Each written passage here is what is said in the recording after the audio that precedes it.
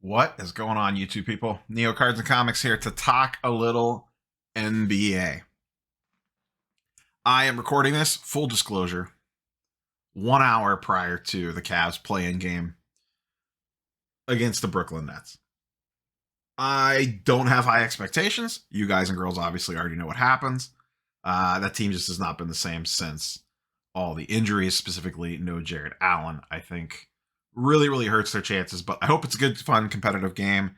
But I'm sure Kyrie and Katie will get the best of us, and then we will see who we play in the second playing game, because at least the Cavs have two chances no matter what. I would love for them to take care of business tonight, but we'll see what happens. I figured today we would kind of hop in, and what I wanted to do was look back at the NBA season as a whole in regards to card prices. What have card prices done since the start of the season? Generally speaking, my theory typically is if you're not super attached to it for some sentimental reason, or it's like an ultra rare card or whatever, you are most likely better off to move this stuff prior to the season actually starting. Now, we'll see if that holds true again, but spoilers, kind of does. What I have up here is Marketpulse, the new sports card investor tool. I use this as a starting point and then kind of dove in and picked my own stuff out. I went back 180 days. That actually takes us right back to just after the season started versus a specific date. Just a little bit simpler to run the data that way on a bunch of different players. And right now I have the list sorted by Prism Silvers. I went with Prism Silvers. When we get into the individual cards here, I've cherry-picked some non-Prism Silvers as well. But Prism Silver, whether we like it or not, is still, I think, a good baseline for the overall market trends. So let's dive into some charts and graphs. Link in the description down below for a 1-month free trial if you want some market movers action in your life.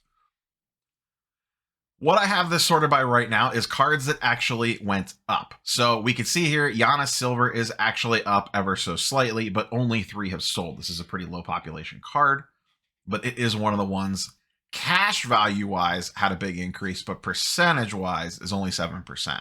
So this number looks great, but then when you consider that's a 27K card, maybe not so much. Scrolling down here, some other winners. And the rookies get weird because of, PSA backlogs and stuff like that. Patrick Williams is one that kind of came on strong during the season. He's had a little up and down season with injuries and whatnot. Andrew Wiggins up 135%. Not surprising. He's had an absolutely great season. Marcus Smart has had a great season. Pretty cheap to begin with, $55 up to 170. Denny Advia has had a really nice season with the Wizards. Anthony Simons had a really good season. But the one trend you notice here is a lot of low dollar guys. Malik Monk, decent season coming off the bench for the Lakers. Darius Garland, actually not up as much as I thought that he would be. I don't know if this is just a product of only going back 180 days, but up a little bit, 17% there. But as we scroll through here, not a lot of big names. Tyrese Maxey, he's actually up a lot more. I think this is a product of not a lot of PSA 10s. His cards came in hot straight from the PSA population report. If I looked at raw on him, it would show a massive increase. So once again, with the rookies from this classic, it's a little weird. But what you don't notice on here is a lot of like big name star players. The guys that have really gone up are, I don't want to say role players, but a lot of them kind of are. Pretty much everybody else went down quite a bit. We're just going to kind of roll through a list here of a bunch of different players. First up, I went with the LeBron Topps Chrome, PSA 10 and PSA 9, just to kind of see more transaction volume on this one. Both, and once again, I went back the 180 days, which takes us back to mid-October, which is actually right around when the season started, I think just by a couple days. LeBron Topps Chrome, both the 10 and the 9, down 45 and 48% from the start of the season. As we all know, the Lakers season went off the rails, and it went off the rails quickly. The Westbrook experience did not work out. AD got hurt. LeBron was on and off hurt throughout the season. And then just a general pullback overall. All these things lead to massive decline on LeBron's flagship rookie. I know I have a PSA 8.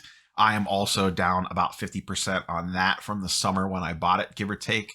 I don't remember the exact percentage, but I believe it's pretty close to about 50% down. Pretty much across the board, his base stuff is down. I did not look at refractors. I wanted to keep this more, common man, I guess, even not like a PSA 10 LeBron's common man, but I didn't want to get too crazy here. Giannis, this is his PSA 10 base prism. We saw that his silver was actually up slightly over the season. This is his base prism PSA 10, down slightly. So the base did not hold up quite as well, but still a $1,600 card. It did have a little bit of a roller coaster. It dipped down. It was down around $1,400 in around Christmas time, and has rallied back recently to get back up over 16. He is a finalist for the MVP. I don't think he's going to win it. I think it's going to be the Joker, maybe Embiid, but he is on the top 3 for sure. And the Bucks have a very good chance to make it back to the NBA Finals. They are one of the favorites in the East. So we'll see where his card prices go from here. But Giannis definitely had a little bit of a midseason dip and then has kind of rallied back as we move in towards the playoffs, MVP candidacy, all that good stuff.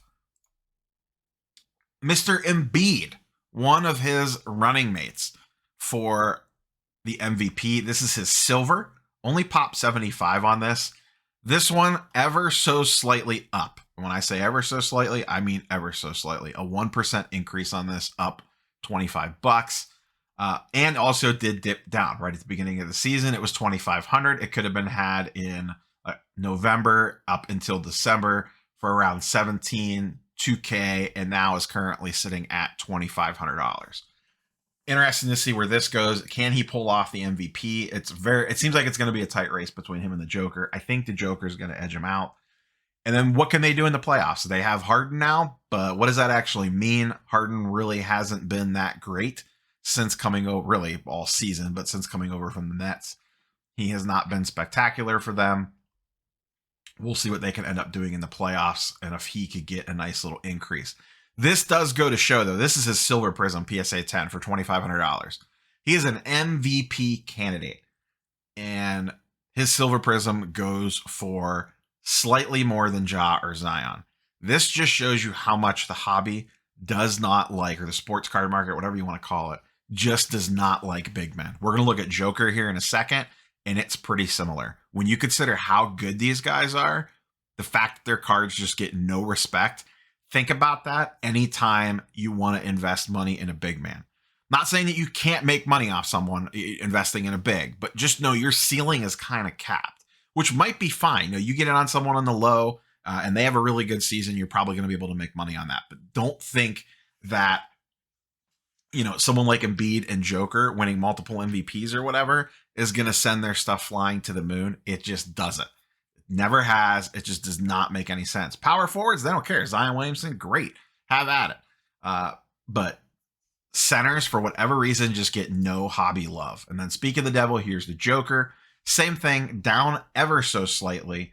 Very low pop on this card as well. Only 133. This is the Silver Prism as well. Probably going to win another MVP. It's going to be close.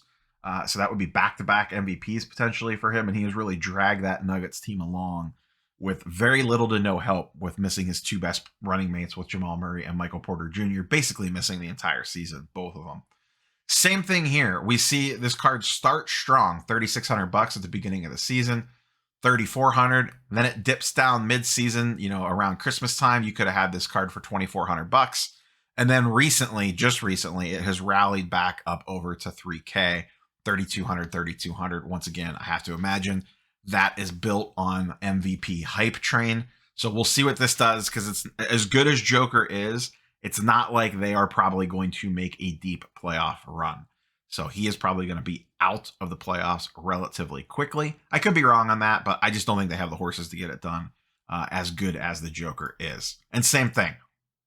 The fact that his stuff is only, really, you could have been had for mid 2Ks for most of the season, as good as he is just keep that in mind when you're thinking about investing in bigs. And once again, the other thing to keep in mind with Embiid and Joker specifically as well is their stuff is very low population. Once again, Joker's only pop 133 and Embiid is only pop 75. So it's not like there's a ton of these things floating around either. So imagine what these prices would be if there was 1,000 of them like there is some of the more ultra modern cards. Moving along, also from the 2015 class, we have Devin Booker.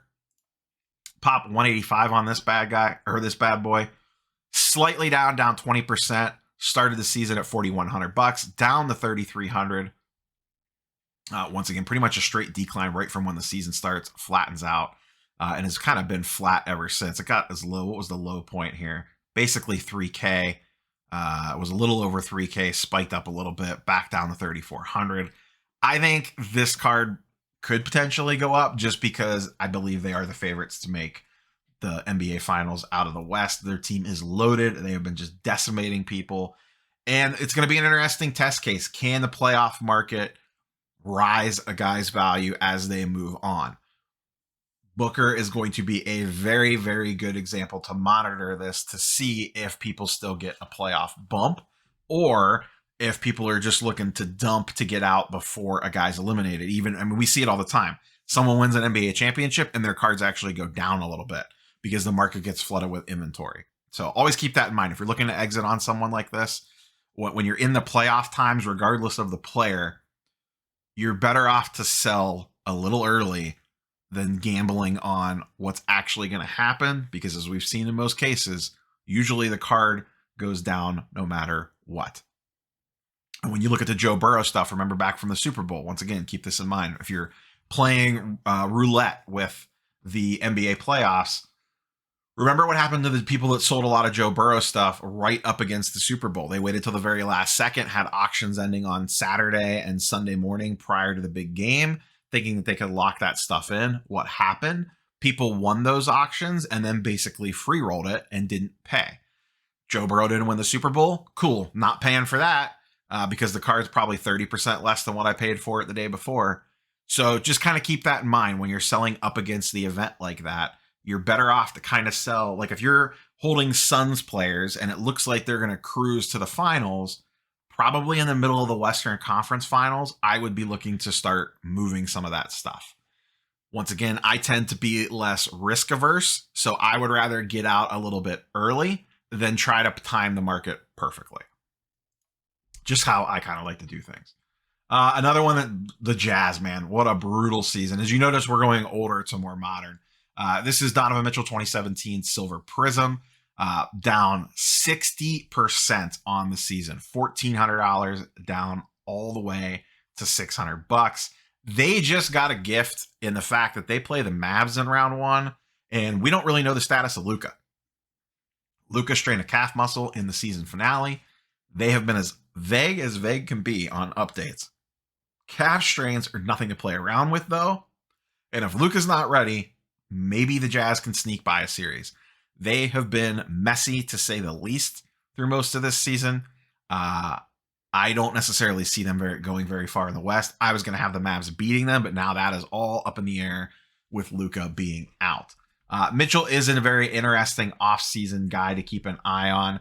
There's been rumor, I know Bill Simmons and Ryan Russillo were talking about it, that they think he could try to force his way out of Utah this offseason. And if that's the case, if he would go to, I think they speculated like the Knicks or something like that, he could definitely get a spike in prices based off that. I just don't know where the bottom is going to be on him. So, but Mitchell absolutely hammered, continues this trend. Now we're getting into guys that really got busted up. You're talking 40, 50, 60% drops in some cases. Jason Tatum, Silver Prism, PSA 10. And once again, fairly low pop on these. 750 on the Tatum, 560 on the Mitchell. Tatum is down 30%, down $625 since the start of the season. Was a 2K card, down to $1,400, but he rallied late. This card, at one point, you could have had it for under $1,000. There's multiple sales of just under $1,000 or right at $1,000 through most of the season. You can see rapid decline through December, kind of leveled out, and then he's really been playing great the last month or two. And his prices has really taken off. Once again, this kind of bottomed out here. What's the very bottom sale? $815. Someone obviously got a screaming deal on that. What do we got here? $900. So let's say you bought one of these ones around $900. You're all the way up to $1,400 already on that. So nice return there. Once again, a lot of the times buying in season is the play on some of these playoff guys. It's risky, but Tatum always seems to be a very late starter. I think this is the second or third time that I can think of that he has closed the season extremely strong. He did the same thing last year too. Trae Young, boy, brutal on this one too. Down 55%. I was really big on Trae Young coming into this season after the Hawks' fantastic playoff run last year, and they've just been kind of a mess. We'll see what they do in the play-in. My Cavs may end up playing them at some point in time. Started the season at 1650, down to 736, a 55% drop on this, and no bounce back on this one. Hawks, who the hell knows with them? They are extremely scary because Trae Young can pretty much just take over a series if he wants to. But that team seems to have a little too many cooks in the kitchen. They obviously have some defensive issues, mostly revolving around Trae. But if you look at Trae's numbers, offensively, he has been really, really good this year. So I don't know how it's tricky with him. Is it a Trae Young problem because he's so bad defensively? But on the flip side, he is a monster offensively. He had fantastic numbers if you look at him. I think it's people didn't exactly realize how good of a season he's had because the Hawks have not been playing that well. Hawks getting in the playoffs, they would be a fun and exciting. They would not be like an 8 seed that I would want to face as a number 1 seed just because Trae Young on his own could just go nuclear and win some games. So curious to see what his prices do, or if they get eliminated in the playoffs or in the play-in and don't even make the actual playoffs, what does his stuff do? Moving right along, Luka, another messy one here, down 61% on his Silver Prism. Started the season at 6K all the way down to $2,400. He started the season slow, looked a little out of shape, wasn't playing that great. Mavs caught fire. Even pre-Porzingis trade, they were playing pretty good. They got rid of Porzingis, and then the team leveled up. And Luka, prior to this calf injury, was playing extremely well. He got a couple little bump ups here in season, but generally speaking has been trending down throughout the entire season. Very interesting to see what happens now with this calf injury. If he is either A, unable to go and they potentially lose to the Jazz or get down early to the Jazz, maybe they're down 2 games and then he can come back. Or if he tries to fight through it, plays hurt, doesn't look that great. Either way, I think there could be potential deals to have on Luka in the offseason if they get bounced in round 1. That team really has shown stuff this last third of the season since the Porzingis trade and with another offseason to potentially do stuff. Of all things, Spencer Dinwiddie not saving the Mavs season, but coming out of nowhere to revitalize his career in the Mavs uniform. Ja Morant, one of the few that held up pretty well, but still was down 10%, down $200. Started the season at $1,900, ends the season at $1,700. Once again, he had the same thing. The early season dip kind of dropped down around Christmas time into the bottom at around $1,400. And then right after the first of the year, he was a human highlight reel and his prices took off.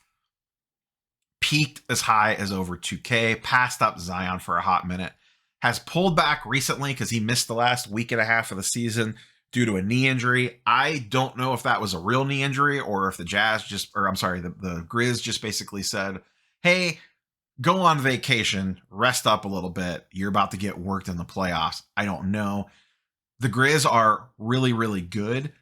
It looks like there is a slight outside. I would love if they match up against the Timberwolves. I hope the Timberwolves win tonight and they get the 7 seed. I think the Timberwolves versus Grizz would be a super exciting series with Ja going against Cat and Ant-Man. That would be, for me personally, outside the Cavs making it, that would be one of my probably most anticipated first round series just from a fun factor. So we'll see what happens there. I hope the Timberwolves win tonight. I'm intrigued by that team. I think they're just a lot of fun with Cat and Ant-Man. But Ja has basically been essentially flat, a little bit of a roller coaster ride there throughout in season. Zion, down 43%. Started the season at 3K, currently at 1,700. Bottomed out here around the first of the year, basically stayed flat and has been slowly, as we've been talking about probably the last month or so in the weekly updates, has been slowly starting to tick back up again. even though he's not playing, he's been basically, there's been talk maybe he comes back for a playoff game. I don't see it. I just don't see the Pelicans wanting to risk it. I could be wrong. I don't know how you integrate a player like that back in after missing the entire season. We'll see. But Zion from here, if he doesn't touch the court, I think his stuff slowly keeps crawling up throughout the offseason. I could see him being a name at the National that people are wanting to get on board on. I've never been a big Zion guy. It's not talent based. On the court, he is a blast to watch. He's super talented. He's a freak. But I have, in regards to putting thousands and thousands of dollars into a player, I have concerns with Zion getting injured or having a shorter career. Zion is the perfect player that is someone I would want to move in and out of and not actually hold for long periods of time unless it's an off-season period. So that's where I am on Zion. I've always been Team Ja over Team Zion. Ja is just a ton of fun as well. So I really wish Zion could stay healthy for a full season again and put me to shame, shut me up. But I just have my concerns there. Ant-Man, Silver Prism PSA 10, started the season at 1,800, down to 900, another 50% drop. Once again, interesting to see what happens here. You can see he has been slightly ticking up here. Got all the way down to about $700. And now with a little bit playoff hype, has kind of lifted things up here the last week or so. And we'll see what happens tonight. Once again, you guys and girls already know the results. If he went off for some 40 or 50 point game, maybe this card is continuing the trend up again. If they lose, they have another shot. So we'll see what happens there. And then last but not least, also play-in game bound LaMelo Ball. Started the season at 3,650, ends the season at 1,700, also down 50%. Also in the play-in game against the Hawks. That should actually be a pretty fun game tonight if you're watching this on Wednesday to see what happens there. My money, I'll give some play-in predictions here to kind of wrap things up. And then I have Darius Garland to go watch. I think the Cavs lose tonight, unfortunately. Once again, I talked about it at the top. They're just a little undermanned. In the Clippers game, I think the Timberwolves win just based off home court advantage. On the Wednesday night games, I'm going to give it to the Hawks just because of the Trae Young factor of it all. And then I'm going to give it to the Pelicans, the pesky Pels, over the Spurs. I'm not sure how much the Spurs actually want to be there. I don't think they were expecting to get there. Maybe Pop pulls it off. Anything could happen. And then I'll leave the rest of the predictions from there since we don't actually know what the matchups are going to be. But we'll see what happens. So like, comment, subscribe. Curious for your thoughts on the modern NBA market. Are you buying guys right now to potentially playoff flip, or is that a little too risky for you? That's something I've gotten burned on in the past. I got burned on Luka and Donovan Mitchell trying to play that game of buying right before the playoffs for deep playoff runs and got burned both times. Once because Mitchell and the Jazz in general got banged up, and then the second time Luka got hurt as well. He hurt his ankle but ran into that Clippers team and still put up a hell of a fight. That was a hell of a series. Smash the like button if you haven't. Let's go Cavs. We'll catch you guys and girls on the next one. Peace.